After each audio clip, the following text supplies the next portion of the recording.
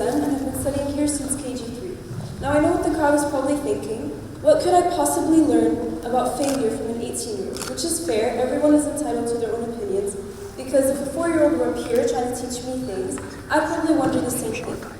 But even though I'm still in high school, it really has taught me many different things about life and the so-called failures that come along with it. Let me start by sharing a story. A little while back, I sat on the edge of my bed, head in my hands, feeling the weight of 1,000 what-ifs. I had just taken a chance on something new, a project I poured my heart into, but it didn't work out the way I had expected it to. I felt like the world had stamped the word failure across my forehead. I was drowning in self-doubt, questioning every decision that had led me to that moment. The project was for the science fair at school. I know that seems like an inconvenient failure, but to me that's where my curiosity of the word failure had begun to spark. I had this ambitious idea to compare the reactions of medicine and different solutions. The idea to me was exciting, innovative, and something I really wanted to test out. I spent weeks brainstorming, experimenting, and analyzing. I stayed up late almost every night running experiments, revising my plans, and trying to make this project pure perfection. But then, on the day of the presentation, my hypothesis ended up being somewhat wrong and simply didn't work. Something I did was off, and the medicine that was supposed to dissolve simply didn't. I tried to fix it on the spot, but time ran out, so I stood there in front of everyone, embarrassed, presenting an idea that couldn't come to life the way I had envisioned. I remember leaving school that day, feeling crushed. I couldn't stop replaying all the moments I could have done something different. What if I had asked for more help? What if I did the experiments more time? What if I just wasn't ready to do this project on my own at all? For days, I felt like I had failed not just my teachers and my grade, but myself as well. But then, a complex realization hit me. Failure doesn't even exist, not in the way we think it does. Think about it. What is failure? Is it a bad grade, a horrible day, a missed opportunity, a project that didn't pan out? Or is it something much deeper, something that has less to do with outcomes and everything to do with our mindset?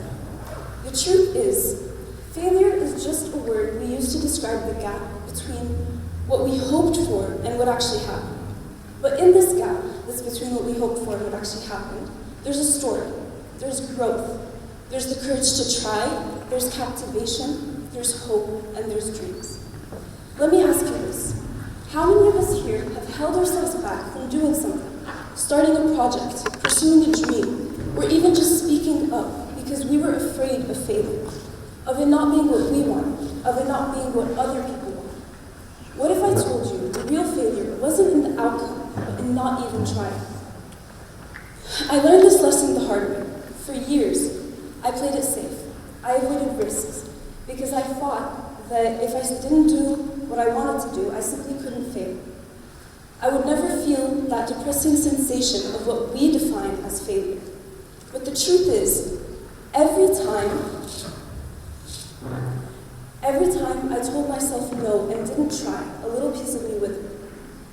And those regrets grew louder than any so-called failure ever could. The fact that I didn't try, well, that was worse if I had failed completely. The thing about regret is, it doesn't come all at once. It sneaks in quietly when you're alone with your thoughts, whispering in your ears or in your head. What if? It reminds you of the risks that you didn't take, the opportunities that you didn't seize, and the dreams that you didn't chase because you were too scared to stumble.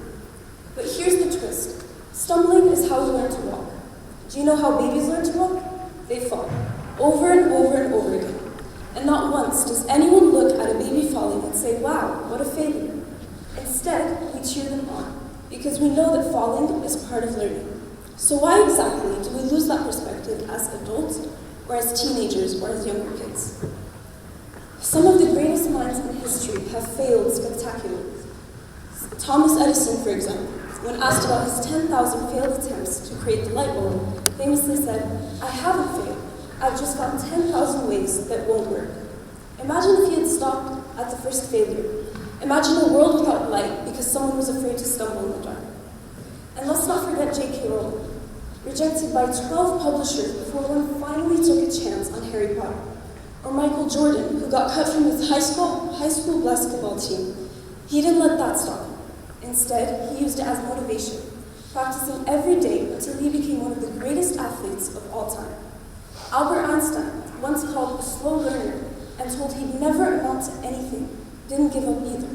He went on to change the world with his groundbreaking scientific ideas. And Stephen King, his first book, Carrie, was rejected 30 times. He almost gave up, but his wife encouraged him to keep going. Today, he's one of the most famous authors in history. These stories remind us that failure isn't the end. It's just part of the journey. It's not a sign to stop, but a reason to keep going, stronger and wiser. For all of these people, rejection wasn't final. It was the start of something amazing. Failure doesn't mean you've lost. It's just another step on the path to success. In my own story, when my project didn't work out the way I wanted it to, it taught me so much more than success ever could. I learned how to manage a project, how to troubleshoot under pressure, and how to embrace failure as part of the creative process. I took those lessons forward with me and applied them to future projects, ones that succeeded because of the resilience I gained from that experience. So what can we take from this? That the only true failure is staying stuck. It's settling for a life that feels safe instead of one that feels alive. I'm standing here today not as someone who has it all figured out, but as someone who has learned to redefine what failure means.